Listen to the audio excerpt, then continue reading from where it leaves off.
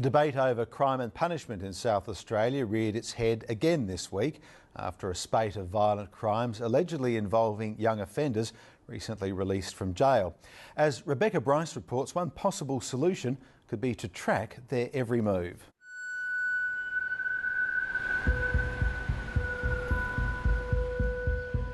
From 18 years on up to 30 I've spent all in jail, so I left Ceduna and come to Adelaide around 13 years old, and I didn't have much support, didn't have much guidance, didn't have much influence, so the crowd I did hang around with got in trouble, so I followed suit and got in trouble as well.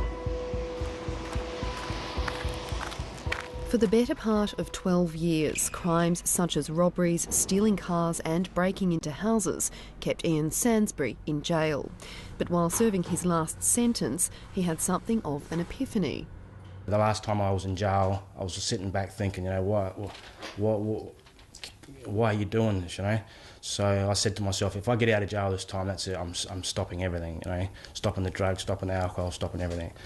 5 years ago I got out of jail, and 5 years later here I am. And here he is, a manager at an Aboriginal offender support service, helping others break the offending cycle. When Ian Sansbury was on the wrong side of the law, there was no such thing as Operation Mandrake, the police task force tackling a loose association of predominantly Indigenous young men linked to some increasingly menacing crimes. The latest of those over the weekend thrust the operation back into the spotlight. South Australia police have arrested the alleged ringleader of a gang believed responsible for a spate of armed robberies.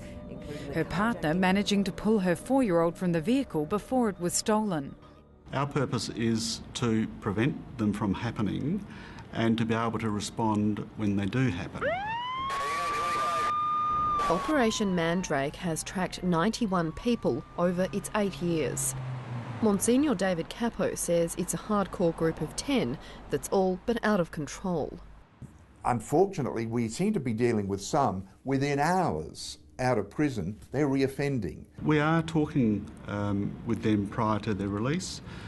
We talk to them when they are released. We are visiting them within their families. And so it is that continuous presence with them and with other people in the community with whom they are associating. So sometimes we are talking with them, yes, sometimes we are surveilling them, and they know that. But with innocent bystanders increasingly caught up in the violence, should that surveillance go further? Obviously, the parole board or the courts have seen fit for those people to be in the community. That's when they come under our supervision in the community.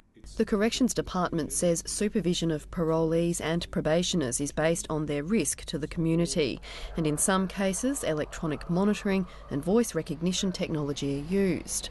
3 years ago, the department also considered the feasibility of GPS tracking. And that indicated that while there are advantages, there are also quite a number of shortcomings of GPS technology, not the least of which is cost. But we're keenly monitoring what other jurisdictions are doing. And not ruling it out for the future. We have the technical ability through the existing system to add GPS to it. Particularly with the hardcore group, I think we've really got to notch up our response to them. And if it involves all sorts of tracking mechanisms, it really comes down to supervision. A level of supervision that I think is far more intense than the level that we've been using. Well, the Council for Civil Liberties would be very opposed to people that are on parole having that kind of monitoring. To know that at all times a police officer is aware of where you are is a serious invasion of privacy. Lawyer and civil libertarian Claire O'Connor says notoriously underfunded prison rehabilitation services are the real problem. The police say that they target people when they're released. That's because the police know full well that our prison system at the moment is not working. There's no specific corrections program for Mandrake prisoners, but Peter Severin points to other programs for violent offenders. The offenders are confronted with the consequences of their offending behaviour. They learn to experience what triggers their offending behaviour. That is unpacked with them in the context of trying to replace the matters that trigger violent behaviour with alternative coping strategies. There are lots of programs in jail. There's drug and alcohol, cognitive skills, victim awareness. There's a range of programs. Does it work? I'm not 100% sure whether it works or not. For me, it didn't help me. It wasn't the programs in jail that helped you? No, it was myself. I wanted to stop the cycle, the vicious cycle. Police are now turning their focus to a new wave of teenagers in danger of being drawn into that cycle in the same way Ian Sansbury was. There is another group out there who are mixing with them or living with them in domestic situations or within communities. So we are working as best we can to identify those youths, and we are in the process of having discussions with other agencies about that. It's an area that I want to look at as a matter of urgency over the next few weeks, so that we can say, how do we deal with the influence, the incredible influence over younger people in the Aboriginal community and sometimes in the non-Aboriginal community that these core offenders, these hardcore offenders have. In your experience, has anyone of the targets of Operation Mandrake been able to break that cycle? I cannot tell you, I cannot answer that question. My experience is no, I guess.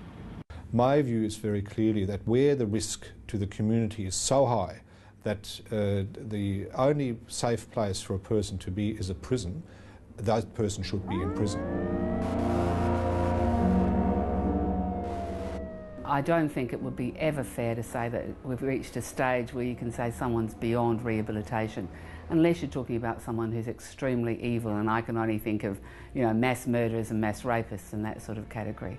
The last 5 years of my life have been the best 5 years of my life. I've never been so happy. I've never been so free. And I just wish a lot of the other people that are doing this stuff can actually, can realise how beautiful life is if they actually stop doing what they've done.